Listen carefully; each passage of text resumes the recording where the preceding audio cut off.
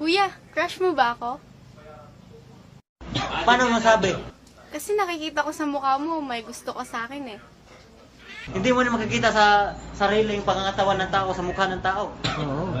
Eh bakit binigyan mo ko ng bulaklak, tapos binayaran mo pa yung nagbigay sa akin? Walang bayad-bayarin, kaibigan ko yan. Tatanungin kita, kuya. Mahal mo ba ako? Bakit mo ba ang tanungin?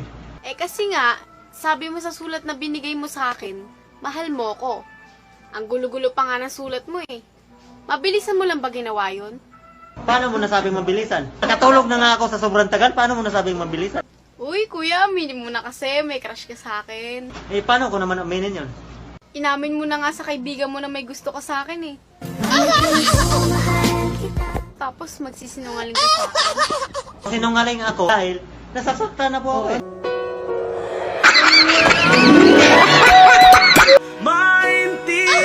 Maintindihan kung wala ka nang No, no, no, no. kapit sa akin, kumapit ka. Weh! Tang ina mo? Mahal mo? Weh! Hindi nga. お前はもう死んでいる。何